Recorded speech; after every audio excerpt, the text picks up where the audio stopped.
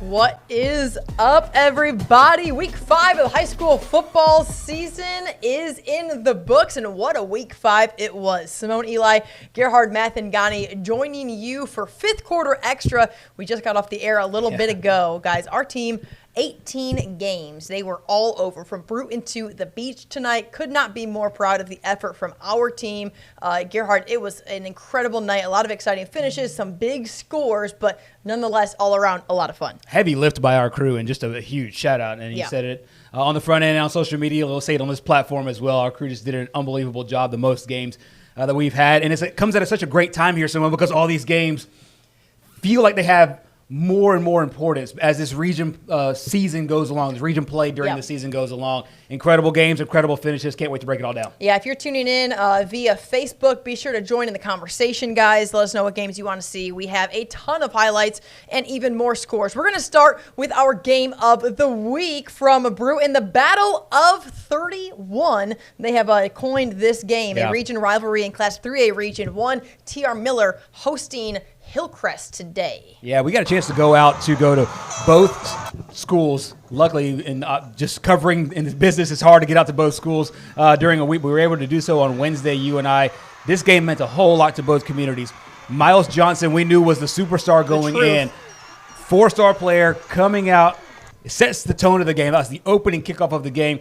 Goes into the end zone for the touchdown. Nice defensive play here by Jaquan Thomas, being able to come up with the interception there on the tip drill. But we talked about Miles Johnson going into this. There were signs. There was a lot of buzz to see how this 4-star would play under the big lights of the game of the week. He comes up huge. Special teams touchdown, defense, great plays, and then that touchdown right there, early 12-0 lead there for the Tigers. And you see a great defensive play there. We were able to – what I love about this platform is we're able to show things that we could not show in the show, and that's what you're seeing right here. But a late touchdown here in the late part of the first half there. This was back and forth. The highlights kind of show this kind of skews a little bit more T.R. Miller, but Hillcrest Evergreen had a lead there late, and but T.R. Miller ends up coming out with the win. Yeah, this one went down to the wire, just like it had in the last couple of years as well. When overtime a year ago, and Miles Johnson didn't get to play in that game because he was injured, and so T.R. Miller definitely had the lead at halftime, but at 20-7 was the halftime score. But Hillcrest fought,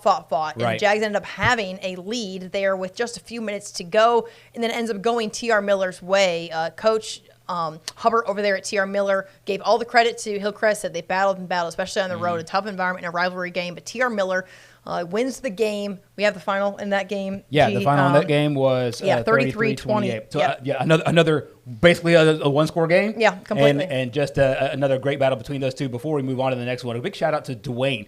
Talked to me last at the sidelines, and he said, "Hey, kind of put this one on you guys' radar. I'm so glad you're out here." The people out there were absolutely incredible on both sides, from Hillcrest and from Bruton. So it's always special to be able to go to those communities, 20-something miles apart, and go feature those games. We were able to do so tonight. And it just goes to show, honestly, that you. Message us. Let us know what you want.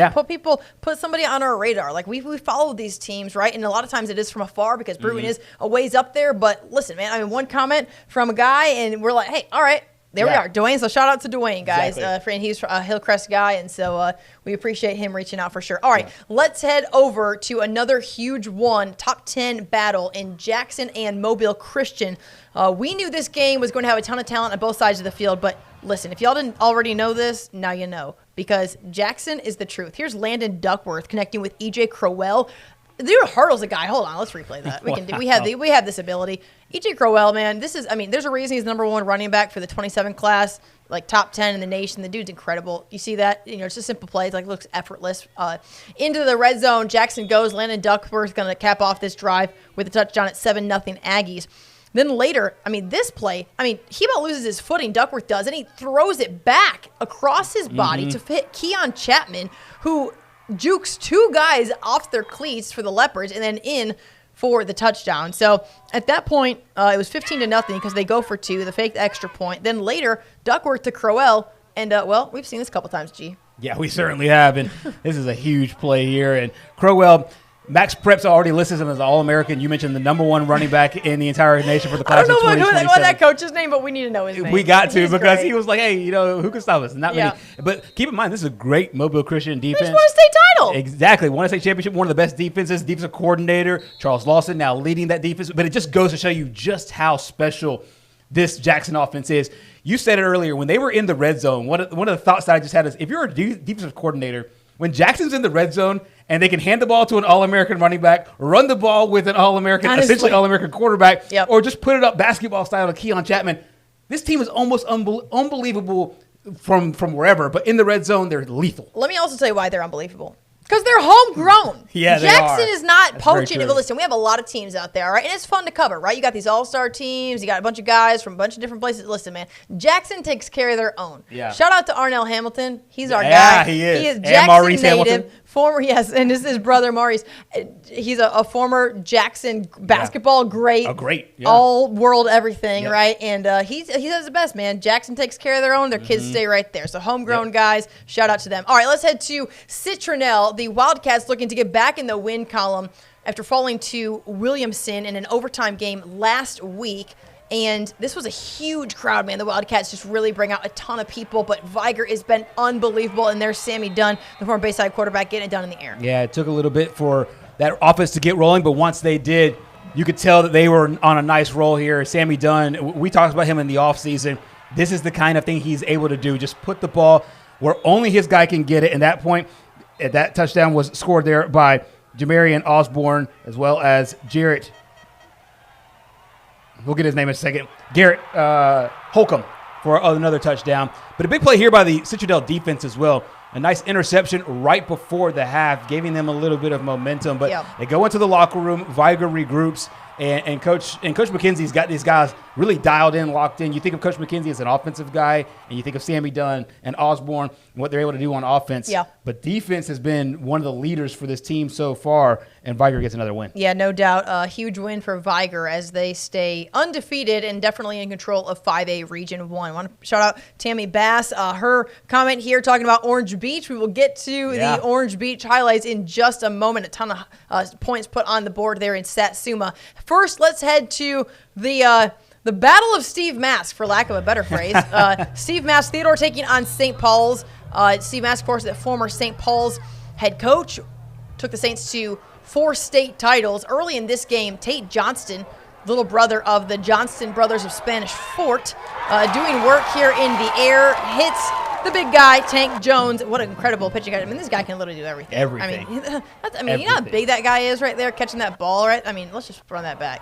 I mean, first of all, he put it on a what a beautiful. He dropped that in there. Could not be better. It's great defense. Absolutely. So shout out to the Theodore defender there. But a beautiful pitching catch, 7-0. Then Anthony Frazier doing what Anthony Frazier does about every single Friday, putting the Saints up 14-0. So they're at home, up 14-0, feeling good about life. And at this point, Theodore hadn't done really jack offensively. And then they get into the end zone here to make it 14-7 at the break. Okay, so a bit of a defensive battle, which is kind of what you expect from a Ham Barnett coach team, right? He's a defensive guy. He's going to grind it out. It's just what they do. And Theodore hasn't scored a ton of points this season, but we know that the Bobcats can play some defense. They can this year. So 14-7, and then that was the final score as well. So 14-7, the Saints get it done over Theodore because 0 points put on the board in the second half, and that's just really kind of what you expect in a game like this. And a ton riding on this game, of course, in 6A Region 1 as teams look to really start to gain momentum and be in that top 4. You don't ever want to slip out of that top 4 when you're looking at the playoff picture. And, man, that is a unbelievably challenging region to be a playoff team in. You're talking about some of the best teams in the entire state. Yeah, you talk about these razor-thin margins. There'll be razor-thin margins in games that will determine the playoff spots between 4 and 6. We've seen somewhere the disparity between 3 and 5 is huge.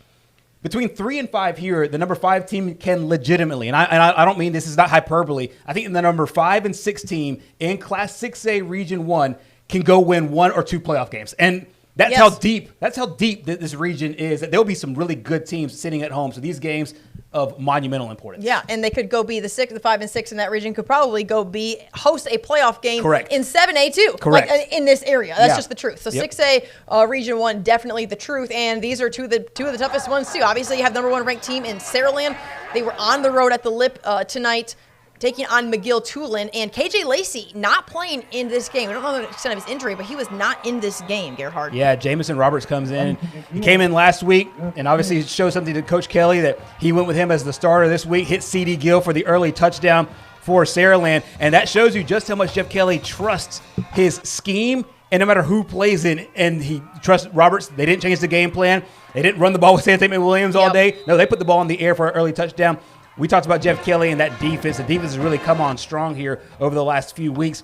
Then Roberts again. Watch this pass. Just threads it right in the middle. Another play with some solid defense there. It might be even a DPI, but a great play there by Deshaun Spencer to be able to come in and get another touchdown. 14-3 lead was the score in the second quarter. And they Saraland once again gets another big victory, and they roll, and it just shows you just how strong this football team really is. Yeah, they have ballers on all sides of the field, no doubt about that. Saraland stays undefeated and the number 1 team in 6A. So when you just kind of look at that region really quick before we move on, Saraland gets the win, St. Paul's gets the win, so they are right there. Let's head over to the Hill in Spanish Fort, where the Toros hosted Murphy tonight.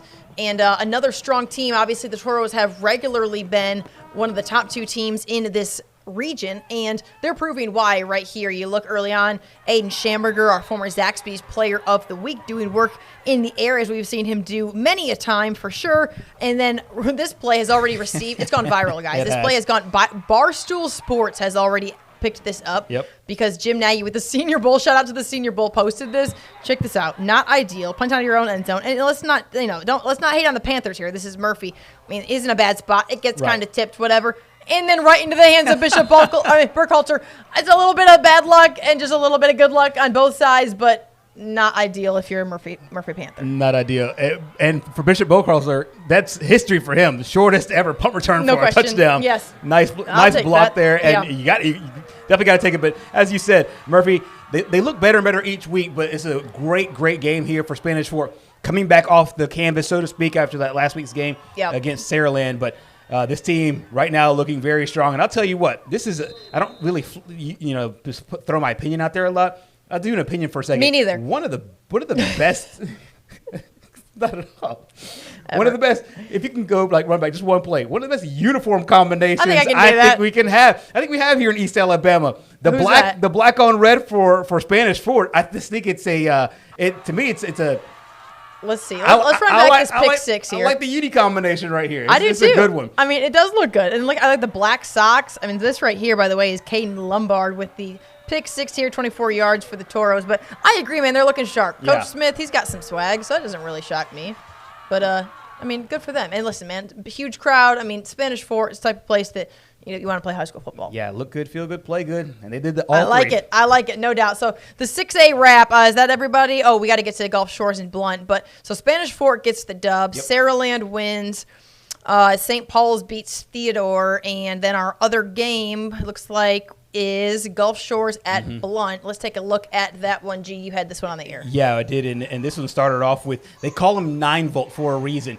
Because he can explode at any minute here. This is a great run. It just goes right through a really good Orange Beach defense. This is Zarek Johnson. They call him 9-volt. Gets the scoring started there for 9-volt. I love it. And we learned that during Mobile County Media Day. And he does it on both sides, offense and defense. He even does it on special teams as well. But got the Lepers off to a nice start here. But we talked about Colin Wilson all season long. Dude is a baller, game. Man. He just really showed his athleticism. We have the chance to run this play back. This is just one of those he just makes back it up. He makes a good play, a special play. The catch alone was impressive. Honestly, yeah. Watch the catch, and then just the ability to stay on his feet here, and then break a tackle. Yeah. And then gain another extra about 20 more yards here. He's just phenomenal to watch, and he's really put this team on his back. Of course, last year they had Ronnie Royal, but he's really carried the torch this season. Gets it in for the early touchdown. Coach Hudspeth and company, they go on to win it big. And this one, that final score, we'll get that one to you. But it's one of those situations to where was a lot. Yeah, it's 48 to 14. 48-14. So great start for Blount, but great finish there for Gulf Shores. If you're just tuning in, this is Fifth Quarter Extra. Simone, Eli, Gerhard, Mathangani joining you for really what was a historic night. I have to give a ton of credit to our fifth quarter team. You guys, we had 18 games on the air worth of highlights from just tonight. So just put that in perspective.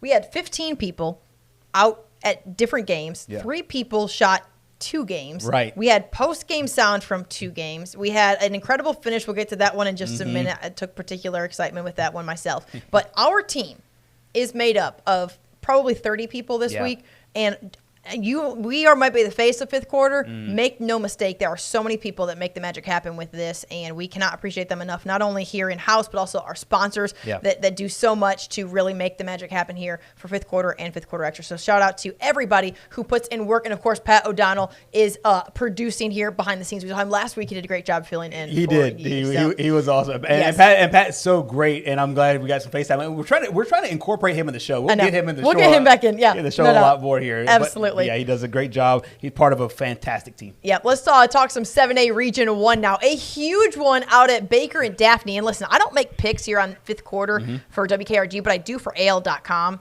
And I totally picked this game wrong, at least when it comes to what it looked like early on. Because check this out. Baker moving the ball against a very veteran Daphne defense early on in this game. You look at that ball right there, and we're going to be very proud of us getting the Baker roster correct. It only took us 5 weeks, but here we go. That's Tate Graham hitting Katori Marion for the touchdown. That was 7-0. Then later, this is Graham to Marion again. Why not just go back to him? Makes it 14-0 for Juan Johnson, the first-year head coach at Baker, on the road against Kenny King and the Daphne Trojans. However, Daphne got not going away. Here's Jalen Thibodeau. He hits Jacelyn Miles. Huge touchdown, explosive play there for Daphne.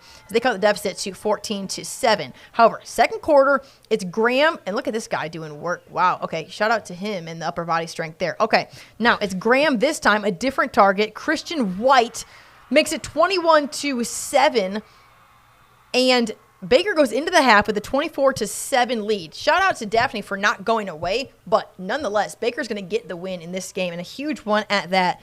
27-21 the final, which means, a ton of several points, 2 touchdowns put on the board for the Trojans, a field goal only for Baker. So clearly, Kenny King and company able to make those second half adjustments just a little too late because Baker gets the win, and a huge one because if you look at how this region is going to start to shape up, you got MGM right now really dominating. We'll get to their highlights against Foley tonight in just a minute.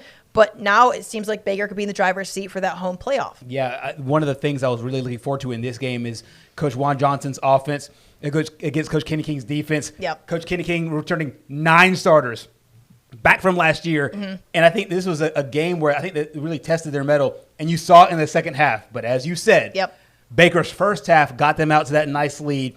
And tell you what, Tate Graham to Katori right now. It's looking a little bit like it's lethal. Looking a little bit like Josh Flowers to Bryce Kane. Honestly, though, it might just be because he's wearing 5. But that's what I'm saying, like the 5. I started having some visions of okay, hold on, we saw that like a year and some change ago. So no doubt, Baker rolling, getting it going offensively, which we knew Juan Johnson, of course, would absolutely do. All right, guys, let's move to MGM at Foley. G, you had this one on the air, but a big opportunity for both teams, and Foley came out firing. They certainly did. An 8th-ranked team.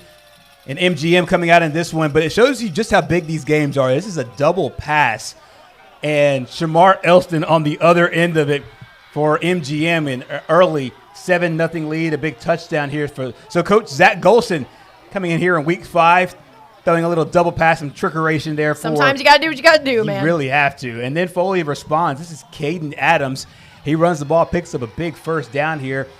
Might have got away with a little hold there and then. But ends up getting a big first down. He will end up going ahead and scoring there for the Foley Lions.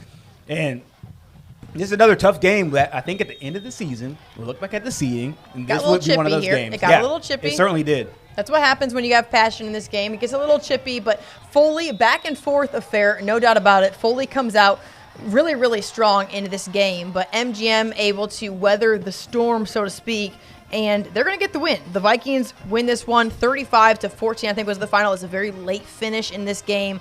But you got to tip your hat a little bit to Derek Scott and company. But you can just tell by that tackle, man. Yeah. First of all, just look at that tackle. Like, they're playing. It's physical. Dang. That's right. It's rough. That was rough, man. I'm glad I didn't play football, guys. That was intense, man. That was intense. Wow. Okay. I mean, you can just tell like by these highlights. We didn't even get to all of these, so I'm like a little friendly fire there. Mr. Lions over here, like guys, this is intense, man. This is, but nonetheless, MGM gets the win in this game, G, and a big one for MGM. Of course, all of them are big when it comes to region play, but they're certainly in control of this region, and that's why they're ranked in the top 10 in the state. Yeah, and I think that last year's team going into this year, they got a lot of experience, but of course, when you lose your starting quarterback to South Alabama and you lose a couple of offensive linemen, you return a large group of your guys in the trenches. I think Coach Zach Golson and company had a quiet confidence that people had some questions about them, but he knew that they could still be what they were last year. I'm not making any projections that they'll go back to the semifinals, but I'll tell you what, the early return so far for Coach Golson's company looks really good, and it shows up in games like this in a really tough environment there in Foley. Yep, absolutely. Let's move over to another 7A game. These are the highlights. First, we're going to show the highlights that we have, and then we're going to show the highlight that I got from one of our viewers on social media. So let's take a look at Bryant against Davidson. The game is at Davidson, Gerhard. Yeah, this is a nice run here. Unfortunately, we do not have number 17's name on the roster, whether it's on Dragonfly or Max We're Press. 5 weeks into this thing now. Come on now. We got to get some names in this. Don't know if it's a last minute change of number here. And it's unfortunate because he has both the plays here in this highlight, including the touchdown. It was an 11-11 ball game.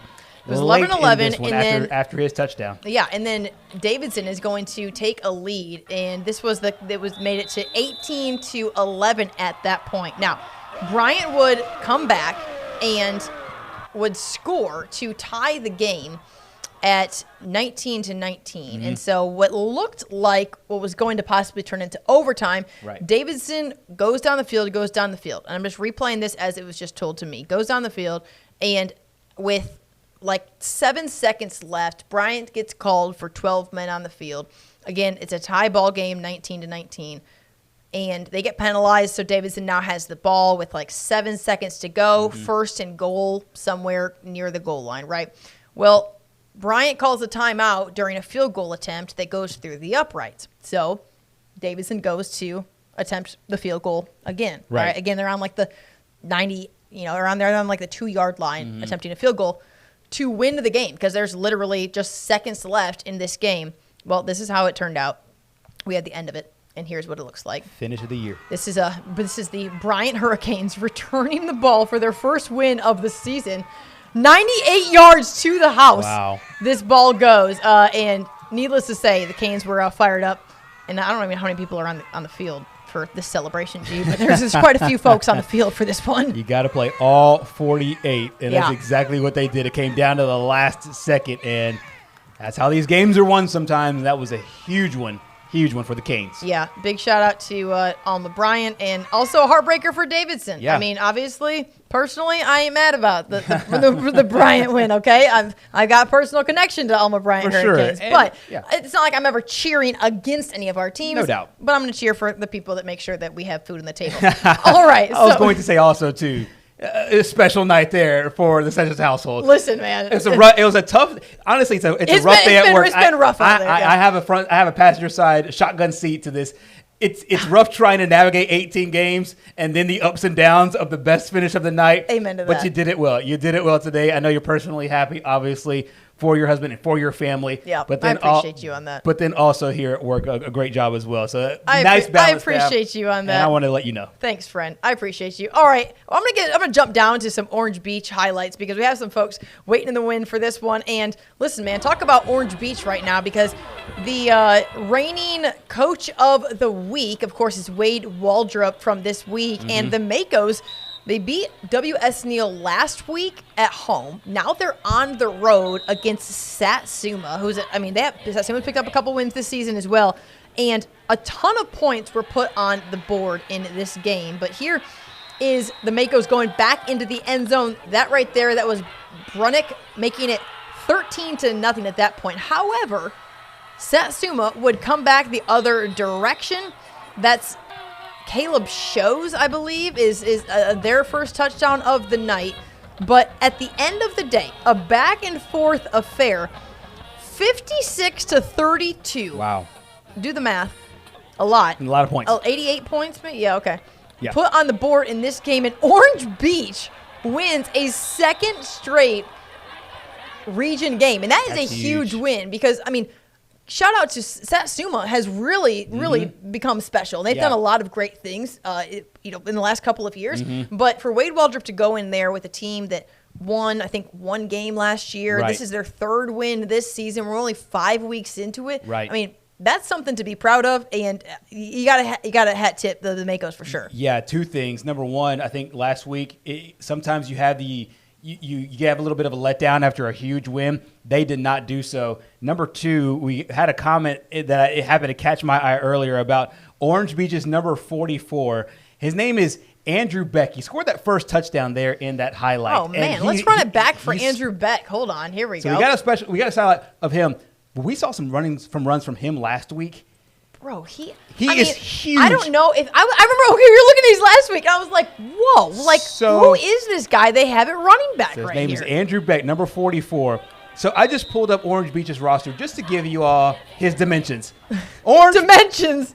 Give me the dimensions. Andrew Beck, 6'3", 260 pounds. No one's stopping that guy. Nobody is stopping that guy. So he had the first touchdown today. Had a big game last week. I got to see the name who shouted him out in our comment section, but Tammy Bass. Yes. Tammy Bass. He is an absolute beast. Wendy, you're right, absolute beast. Yes. And he showed it tonight, and so did the Makos. Definitely, congratulations to the Makos on a huge win. All right, guys, let's keep things rolling here in 7A. Let's head to Robertsdale, a big opportunity game for Fairhope and Robertsdale. Honestly, the Golden Bears have a lot of momentum in this with a new head coach, a new regime, and Chris Bell taking over. But make no mistake, Fairhope still has some ballers over there, and here's one of them right here in Johnson. Absolutely taken to the house there, 10-0. And later on the punt return, it's going to be Byron Martin, a huge play on special teams here that is going to set up the Pirates to be in great field position. And it's going to be Jackson Robertson hitting Andres Hunt. We've seen this connection before several times. Two of their big playmakers right. And he puts it on a rope right between two defenders in all. And that sets up the go-ahead touchdown there. It's 17-0. And Fairhope is going to get the win in this game, 38-14 on the road, but a big win in 7A for Fairhope. Yeah, Coach Tim Carter's crew struggled a little bit last year offensively, but now you're seeing these pieces being able to be put together. Playmakers everywhere, and you just saw it there in that last touchdown. Yep. 30-plus points in this one, a huge win over a Robertsdale team who's got off to a really great start, a lot of confidence. So this has to be a nice confidence builder for the Pirates. Yeah, absolutely. Where to go next? All right, this game, not what we thought it was going to be necessarily when it comes to what the amount of points that this team has put on the board lately. Right. But BC Reign hosting Williamson in 5A Region 1. The Red Raiders would come out defensively and say, listen, we're not going to let y'all move the ball the way that you want to, because check this out. It's Williamson deep in their own territory, trying to get out of their own end zone, and boom, look at the defensive effort here by the Red Raiders to get the safety. They take a 2-0 lead, and the defense wouldn't stop there for Coach Yeldian's crew. Later on, Elvin Dinkins on the move, trying to find something down the field, and it's going to get picked off. A great play on the ball there by the Red Raiders going the other direction. Eventually, Williamson would get into the end zone, and it would serve pretty important, you guys, because this game ended with a final score of 6-2. Nice little baseball game breaks out here. 6-2 final score in this game. And, I mean, not what you would expect from a team that's averaging about 50-plus right now. But, listen, a win is a win when it comes to region play for sure. Williamson obviously staying in control, wanting to stay undefeated as they do in region play, 5A Region 1. And this is sort of game that really kind of separates, okay, those teams that are going to possibly host a playoff game and those teams that are going to be the 3 and the 4 in the region. Yeah, and here's another little quick note here, and this is a shout out to Coach Antonio Coleman. When you win your first game 52-0, and your second game 44-6, your third game 49-0, that means your starters don't play a lot of the third and fourth quarter. Yeah. But the last two games, the game you just mentioned last week against Citrus that went to overtime, and of course this game 6-2, you now got to play a 4-quarter game. and they're able to do both and come away unscathed. Yes. Still undefeated on the season, even though the polar opposites of the way these games have played out. They just keep finding ways to win there. Completely. Especially in a big region game. The second straight one that comes down to one possession. Yeah, for sure. So definitely hats off to Williamson, what they've been able to do, and certainly in the driver's seat, Coach Yeldon and company looking to get back in the win column as they move forward now into week 6. All right, let's head out to Faith Academy. A couple of teams looking for their first win of the season as the Rams playing host to the Warriors tonight, G. Yeah, and Alberta's team has been fighting really hard all season long. They do so here today as well, but Faith Academy would get the win. It's a nice play here from Brody Lambert to Eli Quinley, who's been making plays all year long, and then Coach Eric Speakman goes right back to Quinley. You got us down there on third down. He ends up scoring the touchdown. Rams had a 28-13 lead, but there is no give up in this Alberta team, and what a great catch here by Adrian Billups. You got a chance to meet him during 33 teams in 33 days, and one of the team leaders there for Coach Nate McDaniel. But Samuel Harrison is the quarterback for Alberta that ended up getting that touchdown. However, not enough as Faith Academy wins at 35-27. So another razor-thin game here. But nice job there by Coach Speakman and the Rams to get the win. Yeah, definitely a big win for Faith Academy and the sort of thing where that can really start to change the momentum of where your season goes moving into week 6 of the season. All right, we had teams all over the place, guys. Mentioned that off the top. If you're just tuning in, I know it's late. We appreciate you guys sticking with us. Fifth quarter extra. Super proud of our team's effort today. 18 games they were at, including the Leroy Bears, the number 1 team in, or at least reigning champs, I should say, in 1A. They're going to get the win in this game. Our cameras did show up a little bit late to this one. Leroy was already up a significant amount. So, you know, you got to imagine that not everybody was actually playing, the main playmakers on both sides. But Leroy does get the win over JF Shields tonight.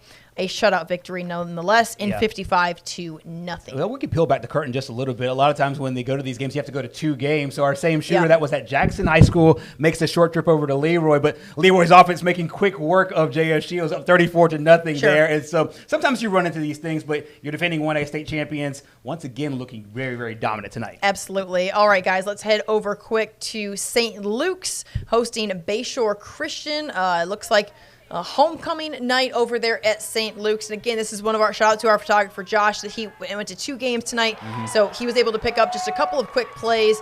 St. Luke's on the defensive effort here, Bayshore Christian actually ended up getting that ball back because of the turnover. And then Bayshore Crooms playing quarterback, able to move the ball a little bit. But it ended up being St. Luke's picking up a pretty significant region win, and this is sort of, like I said, I mean, this is what separates teams at playoff contention, not back and forth affair. Nonetheless, the Wildcats get the shutout victory in that game. Yeah, and shout out to Coach Gilmore and the Wildcats there. Made a run last year. He's a first-year head coach, and Coach Ron Lee handed it over to him and took a little bit to get it rolling, but nice play there by the defense, holding Bayside Academy, a really good offense there, holding them scoreless tonight. Yep, absolutely. If you got in late, we did begin the show with our Game of the Week highlights as T.R. Miller picked up a big victory over Evergreen. That was our Game of the Week in the Battle of 31.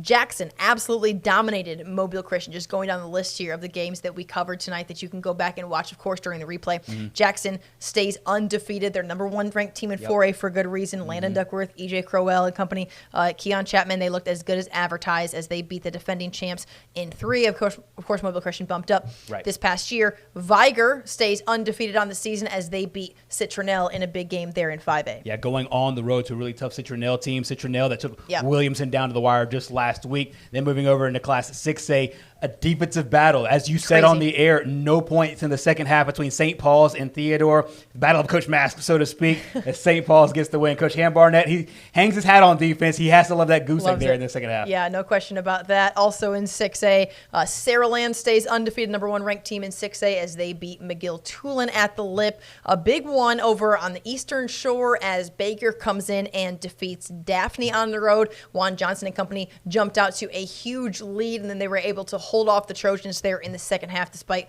only putting up a field goal in the second half. But nonetheless, the Hornets get the victory there. Yeah, certainly. And then in our next game, we also have a big one for MGM on the road there at Foley. It's another big game there in Class 7A. When we talked about kind of styles, how styles make fights, that was another one of those games where popped off with an early touchdown on a just kind of the trick play, so to speak, for Zach Colson's company, and rolled from there. Yeah, for sure. Moving down the list here, Spanish Fort dominates Murphy at home. Alma Bryant gets a huge victory in dramatic fashion, a 98-yard scoop and score on the blocked field goal attempt by the Warriors to end that game in walk-off fashion on the road. We did not get to Escambia County at St. Michael, going down the list of our highlights. So let's go there really quick before we continue with the rest of our scores, guys. But let's start with St. Michael. They've really kicked off the season in great fashion, a top 10 ranked team under Philip Rivers and company. And, of course, Gunner River is doing the Gunner River things. He certainly is. And Brody Jones has been one of his favorite targets here and gets a nice play there to get that offense rolling. And then Taylor Tomlinson on the other end of a touchdown catch as well. So this offense is really, really humming so far for Coach Philip Rivers and company. And Simone, it's not just the fact that Gunner Rivers can pass because he's efficient, he's good, he's a playmaker. Homecoming, ladies looking great there, but they could also run it with Noah Moss as well. Dude is a baller, man. He certainly has had a great game last week, 2 touchdowns when we were there in this week's performance.